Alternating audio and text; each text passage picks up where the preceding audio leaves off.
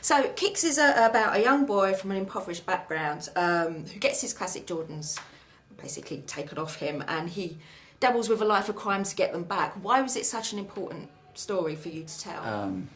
It was an important story for me to tell because it came from a personal experience. I was jumped when I was a teenager over a pair of Nikes, badly beaten, and it was the aftermath of that. I think the humiliation I felt, and I had older brothers that were like, "No, you're a man now. It's all good." And at the time, I was proud but confused. And I look back when I was writing the script is why violence is so synonymous with becoming a man, and what that means as far as growing up and how it affects peer groups.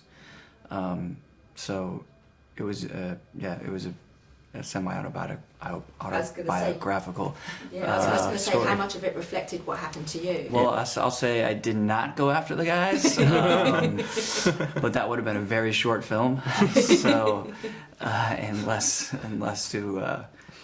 story to explore and less character work to develop, because it ultimately did want to tell like a hero's journey and a kind of teenage odyssey and explore a friendship of the trio of the kids as they go and try to. I think they all try to figure out how these boys are trying to become men. Okay, and CJ, why was it that you wanted to be involved in this film? Had you experienced anything like that at all? Definitely. It was, I immediately thought about a situation I was in the 6th grade where I was in PE class, and I go back to my locker and PE's over, and my locker's open and my pants are on the floor and my iPod was missing. So yeah, it was brand new iPod Nano. They just came out, like the video one. Yeah. And my sister had got it for me for my birthday, and I was so mad. And I couldn't do anything about it. I didn't know who took it. I didn't know, it's different. This story, you see who took the shoes. So it was a little different for me, personally. Yeah, your character also, you're a bit of a ladies' man. But you don't actually really get to spend any time with the ladies. I think she's a ladies' man. Yeah. Was you disappointed that you didn't have any screen time with ladies? Definitely not. I thought it was important to see Albert having his confidence, even though he didn't get any. That just shows how Albert really is, He didn't really care about the girls. He just wants the attention, I felt like. And are you anything like that in real life? No. No, of course not. I'm always watching. So it's quite a raw coming of age story, but you've also made it look quite stylish as well in the cinematography. What was your thinking behind that to mix the two elements together?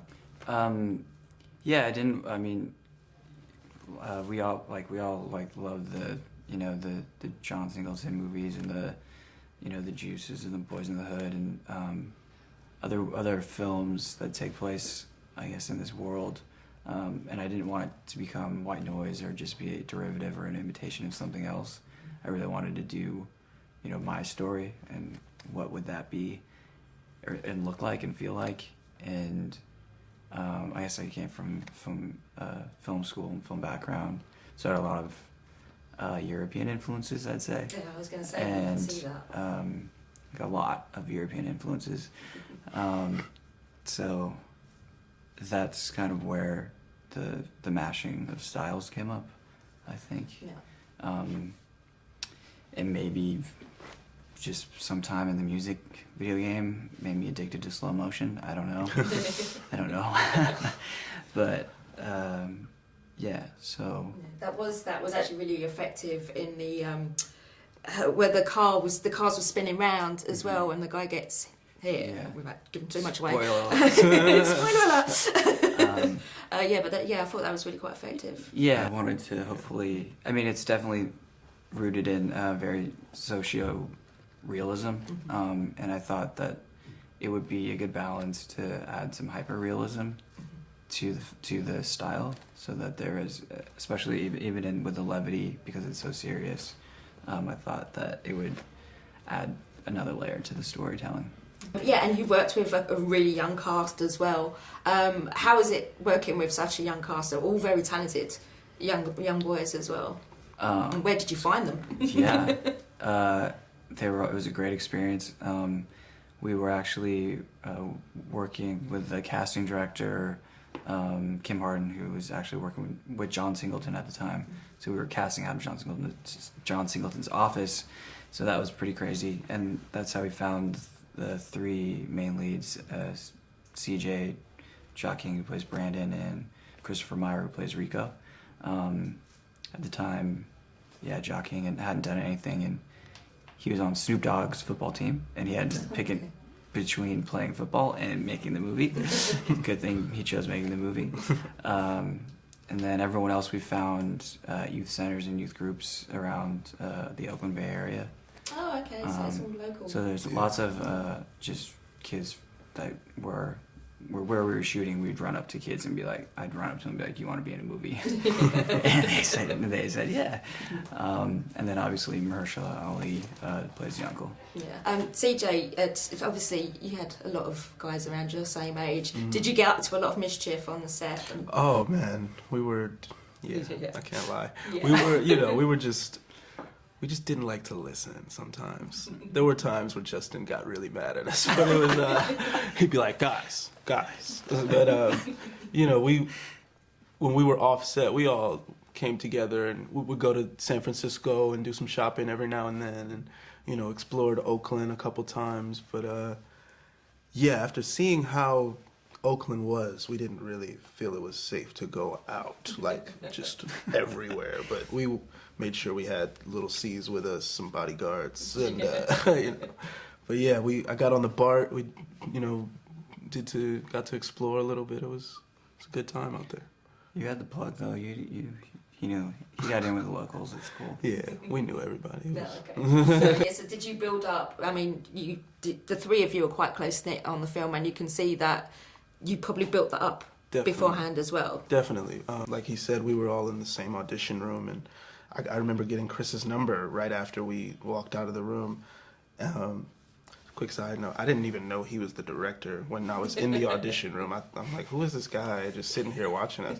And he's telling us, he's just like, okay, yeah, you guys switch places really quick. And I'm like, who is this guy? And so, yeah, we ended up leaving, and I got Chris's number.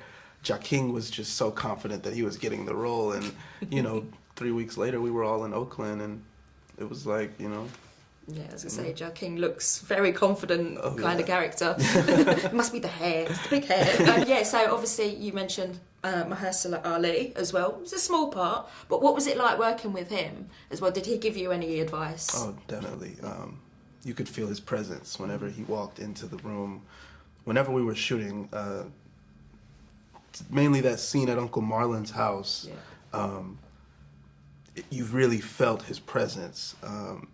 And even off camera, he was a really genuine dude. He talked to us about a lot, and just gave us a lot of acting advice and how to go about it and how to be young men in this business.